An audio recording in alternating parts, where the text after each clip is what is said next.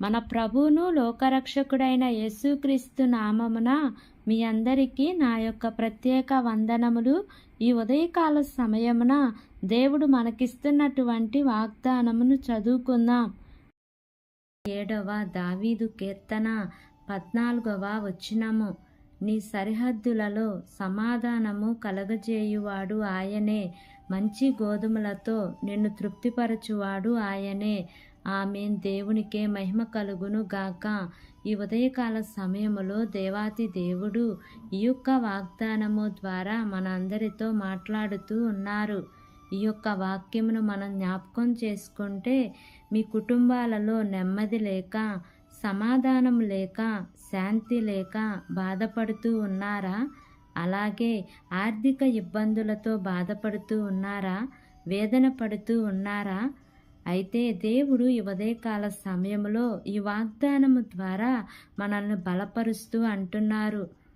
నీ సరిహద్దులలో సమాధానము కలగజేయువాడను నేనే అని దేవుడు చెప్తూ ఉన్నారు. మీరు ఎక్కడ ఉంటే అక్కడ, మీరు పనిచేసే చోట, మీరు చదువుకుంటున్న చోట, మీరు ఉద్యోగాలు చేసే చోట, మీరు వ్యాపారములు చేస్తున్న చోట, ప్రతి చోట దేవుడు మీ సరిహద్దులను, ఆయన సమాధానమును కలగజేయబోతూ ఉన్నారు. మీ జీవితాలలో మీరు ఊహించిన దానికన్నా కూడా, మీరు అడిగిన దానికన్నా కూడా అత్యధికమైన మేలులతో దేవుడు మిమ్మల్ని నింపబోతూ ఉన్నారు. ఆయన మీ కుటుంబాలలో సమాధానమును ఇచ్చి ఆయన మిమ్మల్ని తృప్తిపరచబోతూ ఉన్నారు. ఈ ఉదయకాల సమయంలో ఈ యొక్క వాక్యము వింటున్న ప్రియ సహోదరి సహోదరుడా, మనం ఈ వాగ్దానమును పొందుకోవాలి అంటే, ఈ వాగ్దానము మన జీవితాలలో నెరవేర్చబడాలి అంటే దేవుని యందు భయము భక్తి కలిగి జీవించాలి. అయితే మనకి భక్తి ఉంటుంది, విశ్వాసం ఉంటుంది, ప్రార్థనా జీవితం ఉంటుంది, కానీ దేవుడు అంటే భయము ఉండదు. ఆయన చూస్తూ ఉన్నాడని భయపడే వాళ్ళు ఈ రోజులలో ఎవరు కూడా లేరు. ఆయన మనల్ని చూస్తున్నారు కదా, మనం ఈ తప్పు చేయకూడదు, పాపము చేయకూడదు, ఈ పని చేయటము దేవుని దృష్టికి వ్యతిరేకమని తెలిసి కూడా మరి తప్పులు చేస్తూ మనము దేవుని సన్నిధికి దూరమైన పరిస్థితులలో ఉన్నాము.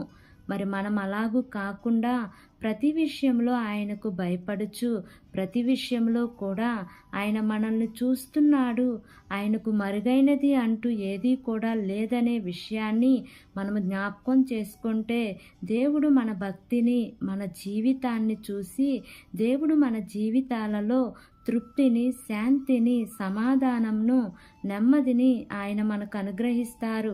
మరి మనం ఈ లోకంలో మనుషుల సహాయము కొరకు ఎదురు చూస్తూ ఉంటాము, కానీ లేఖన భాగము సెలవిస్తూ ఉంది, మనుషులను నమ్ముకొనుట కంటే యెహోవాను ఆశ్రయించుట మేలు అని.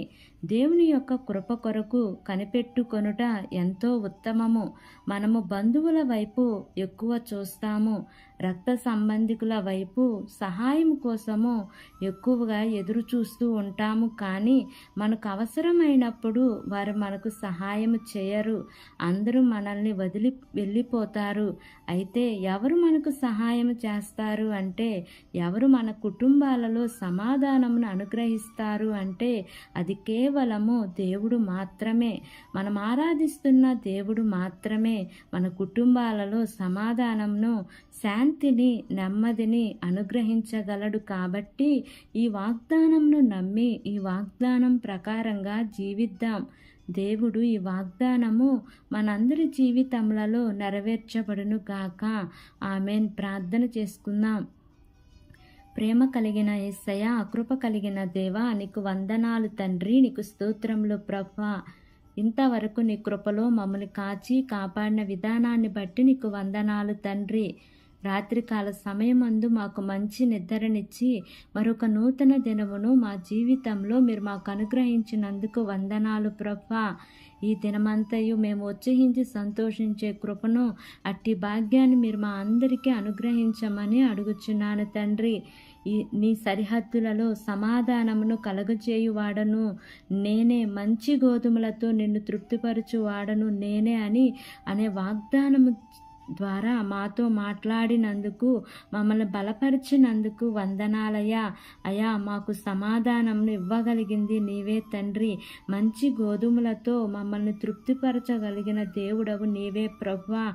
మా జీవితాలలో నెమ్మదిని దయచేయగలిగినది నీవే తండ్రి. అయా, మాకు మీరు తప్ప వేరొక ఆధారం అంటూ, వేరొక ఆశ్రయం అంటూ లేదు ప్రభువా. ఎంతమంది బిడ్డలు ఈ వాక్యమును విని ప్రార్థనలో ఏకీభవిస్తున్నారో తండ్రి, ప్రతి కుటుంబంలో శాంతిని, సమాధానంను, నెమ్మదిని మీరు వారికి అనుగ్రహించమని అడుగుచున్నాను తండ్రి. బలహీనులుగా ఉన్న బిడ్డలను జ్ఞాపకం చేసుకోండియా. నీ బలమైన హస్తము వారి మీద ఉంచండి తండ్రి. చదువుకుంటున్న బిడ్డలను జ్ఞాపకం చేసుకోండియా. వారి యొక్క స్టడీస్లో మీరు తోడుగా ఉండండి ప్రభువా. ఉద్యోగాల కోసం ఎదురు చూస్తున్న బిడ్డలను జ్ఞాపకం చేసుకోండియా. వారి యొక్క చదువుకు తగినట్లుగా వారి ఉద్యోగము పొందుకుంటానికి కృప చూపించమని అడుగుచున్నాను తండ్రి. గర్భవతులుగా ఉన్న బిడ్డలను జ్ఞాపకం చేసుకోండియా. సుఖమైన ప్రసవాన్ని మీరు వారికి అనుగ్రహించండి ప్రభువా. ప్రసవించిన తల్లి బిడ్డలను జ్ఞాపకం చేసుకోండియా. ఇరువురికి మంచి ఆరోగ్యాన్ని అనుగ్రహించండి ప్రభువా. గర్భఫలాల కోసం ఎదురు చూస్తున్న బిడ్డలను జ్ఞాపకం చేసుకోండియా. వారి యొక్క గర్భద్వారాలు మీరు తెరవండి యేసయ్యా. నీకు స్తోత్రములయా. వివాహాల కోసం ఎదురు చూస్తున్న బిడ్డలను జ్ఞాపకం చేసుకోండియా. చక్కటి వధూవరులను మీరు జతపరచమని మిమ్మల్ని వేడుకుంటున్నాను తండ్రి. నీకు స్తోత్రములు దేవా. ఈ దినమున నూతనముగా ప్రారంభిస్తున్న ప్రతి కార్యక్రమంలో యేసయ్యా మీరు ముందుండి నడిపించమని అడుగుచున్నాను తండ్రి. నీ ప్రియబిడ్డలు చేస్తున్న ఉద్యోగమును, వ్యాపారమును, చేతి పనులన్నిటినీ కూడా మీరు ఆశీర్వదించమని మిమ్మల్ని వేడుకుంటున్నాను ప్రభువా. గృహాలు లేని వారి కోసం ప్రార్థన చేస్తున్నానయ్యా. గృహాలు కట్టి సగంలో ఆగిపోయిన వారి కోసం ప్రార్థన చేస్తున్నాను యేసయ్యా. అట్టి గృహాలన్నీ కూడా సకాలంలో కట్టబడటానికి కృప చూపించమని అడుగుచున్నాను తండ్రి. నీకు స్తోత్రములు ప్రభువా. ఈ దినమున నాయన ఎవరైతే ప్రయాణం చేస్తున్నారో ప్రభువా, వారి ప్రయాణాల్లో క్షేమాన్ని ఇవ్వండి తండ్రి. మార్గమధ్యంలో నీ దేవదూతల కాపుదల నీ ప్రియబిడ్డలకు తోడుగా ఉంచమని మిమ్మల్ని వేడుకుంటున్నాను ప్రభువా. మా దేశాన్ని పరిపాలిస్తున్న ప్రతి అధికారుల కుటుంబాలను జ్ఞాపకం చేసుకోండియా. వారికి మంచి ఆరోగ్యాన్ని ఇవ్వండి యేసయ్యా. వారు ఏ పని చేసినానో సఫలతను మీరు వారికి అనుగ్రహించండి ప్రభువా. నీకు స్తోత్రములయ్యా. వారి ప్రయాణాల్లో క్షేమాన్ని ఇవ్వండి తండ్రి. నీకు స్తోత్రములు దేవా. నా యొక్క ప్రార్థన ఆలకించి అంగీకరించమని అడుగుచున్నానయ్యా. కోర్టు కేసులతో బాధపడుతున్న వారిని కూడా జ్ఞాపకం చేసుకోండియా. ఆ కేసులన్నీ కూడా సకాలంలో కొట్టివేయబట్టానికి కృప చూపించమని అడుగుచున్నాను తండ్రి. చిన్న బిడ్డల మొదలుకొని వృద్ధుల వరకు ఉన్న ప్రతి బిడ్డను జ్ఞాపకం చేసుకోండియా. వారికి మంచి ఆరోగ్యాన్ని ఇవ్వమని అడుగుచున్నాను తండ్రి. నా ప్రార్థన ఆలకించి అంగీకరించమని నజరేయుడైన యేసు అతి పరిశుద్ధ నామమున అడిగి వేడుకొని పొంది ఉన్నాము తండ్రి. Amen, amen, amen. Praise the Lord. God bless you all.